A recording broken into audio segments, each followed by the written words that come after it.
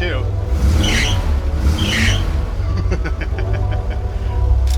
Brake set. Let me see that camera.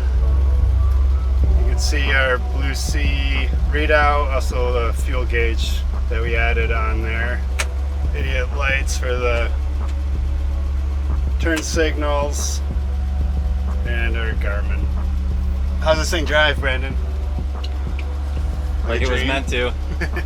Going down farm roads and countryside hills at 40 miles an hour. Grandpa doesn't know how to drive on the interstate yet. Holding tank for fresh water and also gray water right here. And then we've got our access door for the Thetford cassette toilet. It's a what do we got? C223 shore power over here. All right, let's take a look inside. Check out that fuel tank. Damn. Yep, custom fuel tank. So custom. It's amazing what you can do with a Harbor Freight.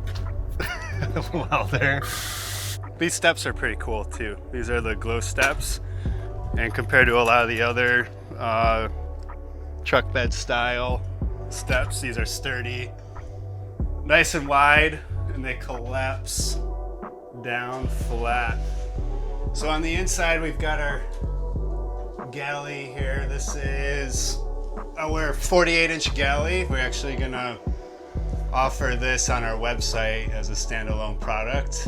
And this has a combination Dometic range and sink on here, and then it's also the Samsonite countertop.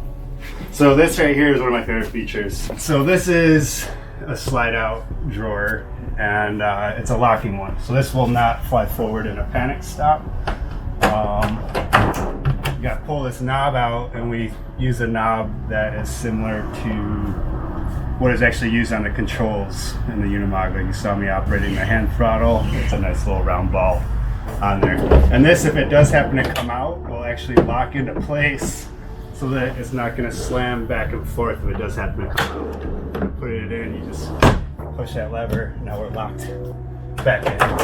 So that's a pretty sweet, has a secondary locking position too. A nice use of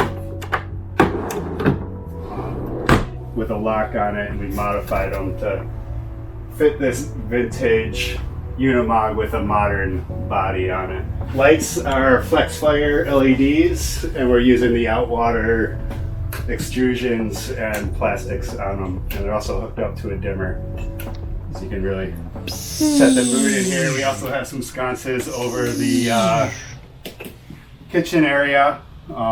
There is an outlet over here that will work under shore power. The windows we've talked about in a couple of videos. These are the Arctic turns, and they have a built-in blind, which has a reflective coating on the backside to keep it cool in here. Also has a built-in screen. This unit's been baking out in the sun all day. And you can feel how, well, you can't feel watching. You can watch us feel. If we were to go inside an old Airstream, sitting out back and touch the interior skin, it would be warm. It doesn't reflect the heat quite like this Total Composites insulated camper body. These windows are also nice because they open all the way up. You get full ventilation. There's no half slide with double tint to block everything.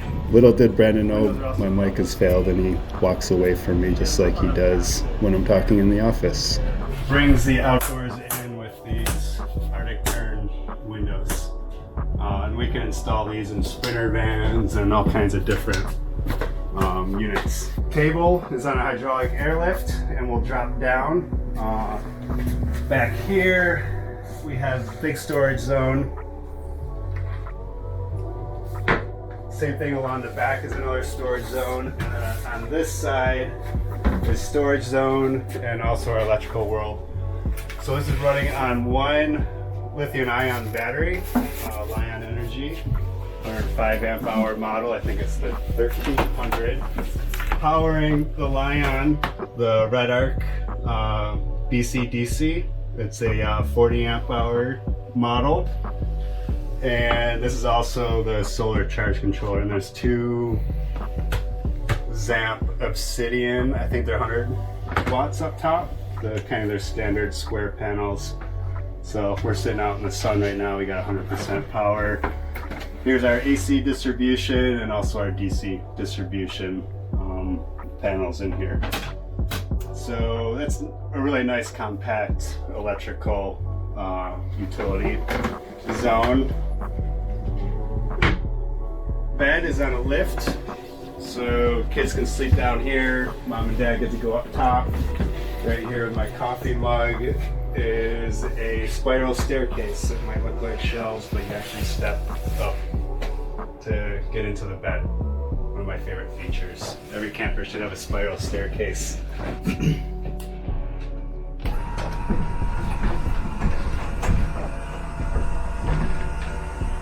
Yeah, super excited to be working with a local Salt Lake company that custom makes everything that we need in the mattress world now. Trying to support local, of course, and not just USA local, but Salt Lake local, keeping it right down the street.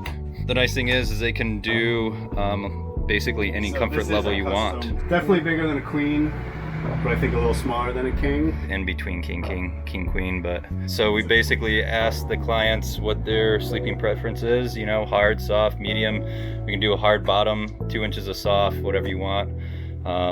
Up to, I think it is 10 inches, it's all foam core style, and then above that we can do coil core with foam sleeper tops. So. Nice, those are lighter weight, having that coil. Yep. Last things on here is probably going to be the bathroom.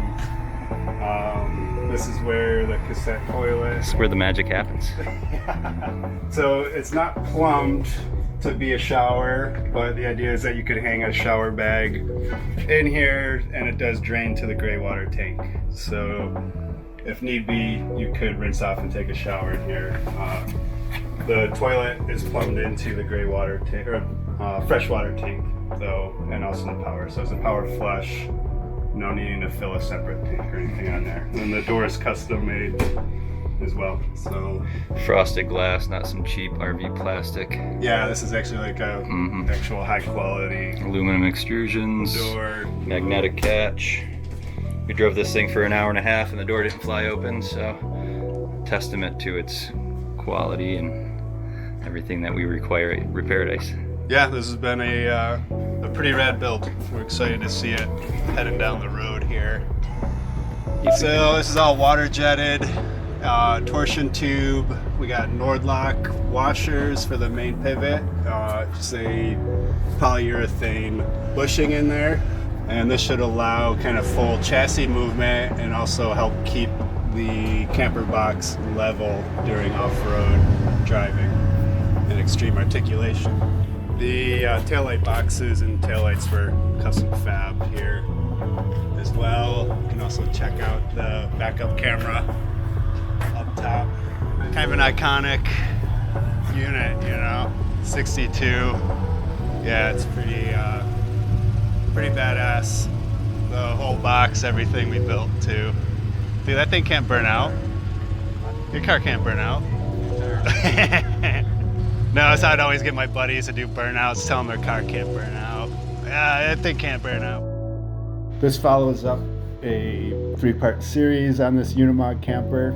You can watch the previous 2 videos that go into a little more detail on some of the body and the torsion frame that's on there. Be sure to like and subscribe, bud.